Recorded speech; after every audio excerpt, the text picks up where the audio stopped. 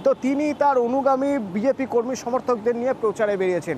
প্রচার করতে করতে চলে গেলেন হাওড়া ময়দানের মেট্রোর যে স্টেশন, সেই পাতাল রেলের স্টেশনে। এবার মুশকিল হচ্ছে, স্টেশন চত্বরে যখন ঢুকলেন তখন তো আরপিএফ এর সঙ্গে সমস্যা শুরু হলো, কারণ তারা তো গিয়েছেন প্রচারে, টিকিট তো কেউ কাটেনি। দেখুন সেই সময়ের ছবি।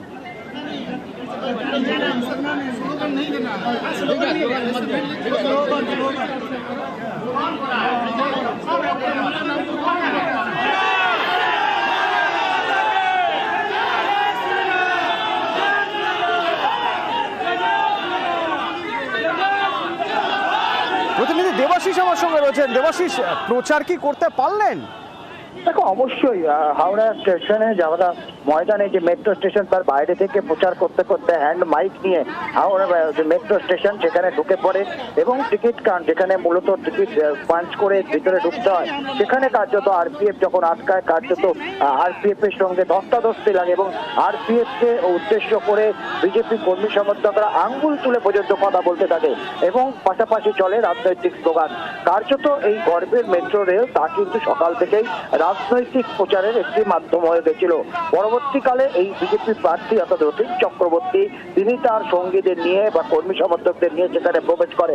দু একজন এই ঘটনায় যখন আটকে দেওয়া হয়, তারপরে দু একটি টিকিট দিয়ে রতিন চক্রবর্তী ভিতরে প্রবেশ করলো। বেশিরভাগ কর্মী সমর্থকরা তারা কিন্তু কেউ টিকিট না নিয়েই ভিতরে ঢুকে পড়ে এবং সবচেয়ে বড় বিষয় হচ্ছে হ্যান্ড মাইক। এই হ্যান্ড মাইক ব্যবহার করে সেখানে স্লোগান চলে। তারা যদি ট্রেনে চড়তে চায় সেটাতে কোনো বাধা নেই, কিন্তু হ্যান্ড মাইক দিয়ে প্রচার করে বিজেপির প্রচার মাধ্যম শুরু করে। তা নিয়ে কিন্তু যথেষ্ট নিন্দা প্রকাশ করছেন তৃণমূল প্রার্থী প্রসূন বন্দ্যোপাধ্যায়। পাশাপাশি রতিন চক্রবর্তীর দাবি, এটি গর্বের রেল বিজেপির হাতে তৈরি, নরেন্দ্র মোদীর হাতে তৈরি হয়েছে বলে সেটাই তাদের কাছে সবচেয়ে বিশেষ কথা। এখানে কোনো ভোট প্রচার হয়নি বলে দাবি করছেন, তবে ছবি কিন্তু তা কথা বলছে না। এবং যদিও সত্যি সেই ঘটনায় ঘটে, তাহলে আরপিএফ এর সঙ্গে কেন এরকম ব্যবহার, তা নিয়েও কিন্তু প্রশ্নচিহ্ন উঠছে। কার্যত আরপিএফ কে হেনস্থার মুখে পড়তে হয় বিজেপি কর্মী সমর্থকদের। ধন্যবাদ। নরেন্দ্র মোদীজি কত কাজ করেছেন তার বোধহয় লিখতে গেলে মহাভারত হবে। এটা হচ্ছে ভারতবর্ষের উন্নয়নের কাজ। তাকে যারা যে দৃষ্টিভঙ্গিতে দেখবে সেই দৃষ্টিভঙ্গি, ভোট প্রচার নয়। নরেন্দ্র মোদীজি চান শক্তিশালী ভারত গড়া। একটা সাংসদ হবার জন্য যারা যাচ্ছে তাদের মধ্যে ভদ্রতা, সভ্যতা, অনেক কিছু থাকা দরকার।